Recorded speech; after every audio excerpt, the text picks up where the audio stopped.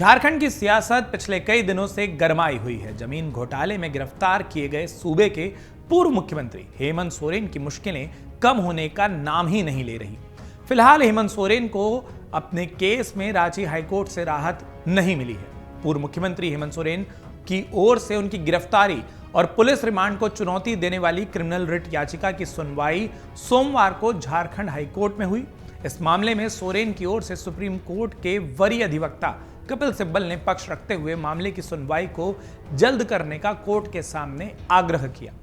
हेमंत सोरेन के खिलाफ अब आगे क्या होगा, इस पर कपिल सिब्बल ने कहा है कि अब क्या होगा कि हिरासत में रहते हुए हेमंत सोरेन पर 10 और मामले लाद दिए जाएंगे। वो ऐसा आरोप लगा रहे हैं।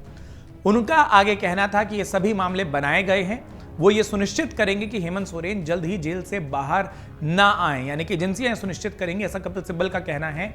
और लोकसभा चुनाव में प्रचार हेमंत सोरेन ना कर सके। हेमंत सोरेन की अनुपस्थिति से भाजपा को फायदा होगा।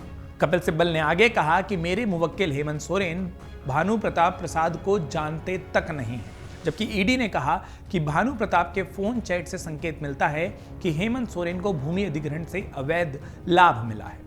ईडी ने कहा कि भानु प्रताप ने जमीन के कुछ टुकड़ों का सत्यापन किया जो अवैध रूप से हेमंत सोरेन द्वारा अधिग्रहित किए गए थे। गौरतलब है कि भानु प्रताप प्रसाद पहले से ही एक अलग जमीन घोटाले के मामले में जेल में थे, लेकिन अब ईडी ने उन्हें कथित तौर पर हेमंत सोरेन के मामले में गिरफ्तार कर लिया है। एजेंसी के मुताबिक भानु प्रताप जमीन सौदे में हेमंत सोरेन के भरोसेमंद सहयोगी थे। आपको यह भी बता दें कि झारखंड की राजनीति में तब उथल पुथल मच गया था जब घंटों की पूछताछ के बाद ईडी ने 31 जनवरी को हेमंत सोरेन को गिरफ्तार कर लिया था। इससे पहले कि ईडी उन्हें हिरासत में लेती, उन्होंने मुख्यमंत्री पद से इस्तीफा दे दिया था और अगले मुख्यमंत्री के नाम के तौर पर चंपई सोरेन के नाम की घोषणा की गई थी। जब कोर्ट ने इस मामले में ईडी को 9 फरवरी तक का समय दिया है और कहा है कि वो जवाब दाखिल करे और अगली सुनवाई जो होगी वो 12 फरवरी को निर्धारित की गई है। कोर्ट ने हेमंत सोरेन द्वारा उनकी गिरफ्तारी और रिमांड को हस्तक्षेप याचिका को स्वीकार करते हुए उसे सुनने की अनुमति भी दे दी है। इससे पहले ईडी की ओर से अधिवक्ता ए.के. दास की ओर से कहा गया कि नए तथ्य आने के बाद उन्हें 1 सप्ताह का समय जवाब दाखिल करने के लिए दिया जाए।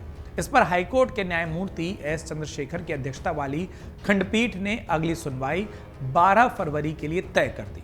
आपको यह भी बता दें कि हेमंत सोरेन कोर्ट के आदेश के बाद 5 दिनों के लिए ईडी की रिमांड पर हैं। हेमंत सोरेन सोमवार को झारखंड विधानसभा में हो रहे फ्लोर टेस्ट में शामिल होने के लिए सदन में पहुंच सके। अगर आप ये वीडियो YouTube पर देख रहे हैं तो हमारे चैनल को सब्सक्राइब करें और बेल आइकन को दबाना ना भूलें। अगर आप Facebook पर ये वीडियो देख रहे हैं तो हमारे पेज को लाइक करें।